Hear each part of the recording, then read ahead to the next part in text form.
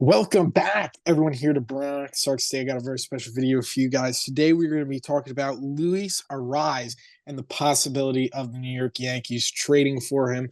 Obviously, over the last few years, the Yankees and Marlins have had trade talks for what seems like centuries. There's always the Yankees and Marlins and headlines. It's always something about Gleyber Torres, maybe for a pitcher, maybe for someone else. There's been a lot of rumors about the Yankees possibly trading for Luis Arraez. He makes a lot of sense for the Yankees. And obviously, the Marlins have had interest in Torres for a very, very long time, and the rumors just keep circulating. So it begs the question, will the Yankees ever pull the trigger and find the right deal and finally ship Torres off to the Marlins and get Luis Arraez in pinstripes? It's definitely interesting, and it's sort of curious why they've had so many talks and nothing has really happened, not even for another player. But we're going to be discussing the possibility of that. So, Christian, what are your thoughts on the possibility of the Yankees adding Luis Arraez to their lineup? Yeah, I like the idea of that. Now, I know he's going to be expensive. He isn't, unlike Torres, he's not a free agent next year. He has two more seasons. So already that makes him more expensive. And he's also a better player than Gleyber Torres. This Yes. guy is probably every Yankee fan's dream because I feel like every year we find ourselves begging for lefties and contact hitters, no matter what the case is. And this guy is the best contact hitter in baseball, the best average hitter in baseball, maybe one of the best pure hitters in baseball. He is sort of Ichiro-esque. He's like a lefty slap hitter that just doesn't strike out ever, puts everything in play, finds holes, and it is sustainable. This guy is not a put the ball in play and he's getting super lucky and his No. expected stats aren't great. No, he has done this for I think 3 years maybe now, where he has put up very, very good seasons. Last year won the batting title. And, obviously, if we were to get a rise, that would mean almost 100% Torres is gone and going to the Marlins. And, we just made a video saying we don't think that Gleyber Torres should be traded. However, I do want to clear something up so we don't look like hypocrites. We don't think Torres should be traded for a starting pitcher alone. But if you're swapping Torres for Arraez, and keep in mind, you would have to trade more. Torres for Arraez straight up wouldn't work because Arraez is Yeah. better and has an extra year till he's a free agent. But if Yep. you're trading Torres and you throw in one or two prospects for Arraez, that's a good trade because that just makes you better, right? That you're upgrading at second base pretty significantly. And oh my gosh, I mean, that lineup with Arraez, I mean, That's how different would that be? Adding three lefties to your lineup, and you have Soto, Arraez, Verdugo, Judge, Rizzo, Stan. It would be special. it certainly would be special. If you add Arraez, your lineup is definitely the most dynamic and it's the most potent in baseball, if it's not already. Arraez can also play other positions, leaving him play first, third. But I mean, if you have him at the top of the order, it just deepens the lineup a lot more. It's almost scary to think about that lineup with Arraez. The only question is, what is it going to cost? Are the Marlins going to want pitching back in return? The Yankees obviously can't really help the Marlins out with that. Their pitching depth is very, very thin.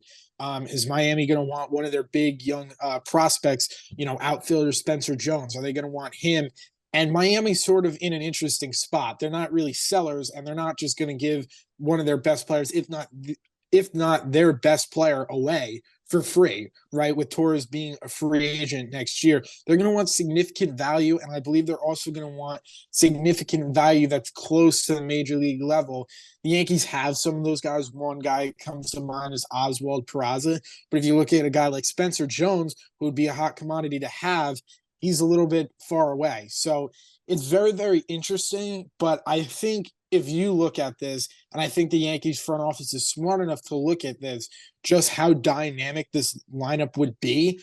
I don't know if the Yankees have a deal or have a package right now that they could send over and get Arraez?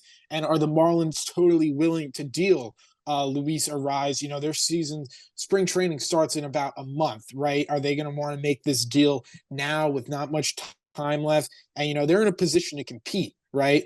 They competed last year. So I don't think they're just going to give him away for the sake of giving him away, which makes it a very, very unique spot for both teams. I feel like both teams could be fits for, Marlins being Torres and the Yankees being Arraez, definitely.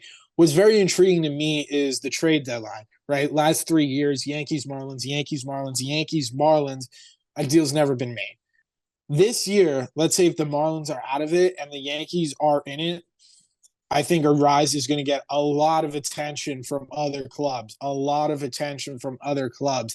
And I feel like at that point, if the Yankees are in a really, really good spot, you know how valuable this guy is, you know how much better he can make your lineup. I feel like at that point, maybe you give up some of that pitching depth because you probably only need 3 starters in the postseason for, ideally.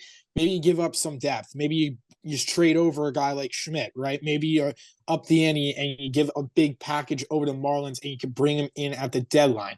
Right now, I'm totally not sure if the deal could work for both sides, but I feel like obviously Luis Arraez should be on the Yankees' radar all season. Yeah, and I'll say this sort of along the lines that you're saying. If a deal doesn't happen, it doesn't happen. This is not a must. We already have Gleyber Torres, who is an above average second baseman for 2024. Okay. The only way an Arraez deal happens if you have to assume first the Yankees are talking to the Marlins about starting pitching. And if his name comes up and both teams find a deal that they both think is fair, but in no way would any team overpay on either end because both teams just don't need to make this move. Yeah, have the Marlins been interested in Gleyber Torres? Yes. Have the Yankees been interested in Arraez? Yes, but they're not going to overbid just for the sake of bringing in a new face. So I think the Yankees should definitely keep their options open. Brian Cashman should be talking to them.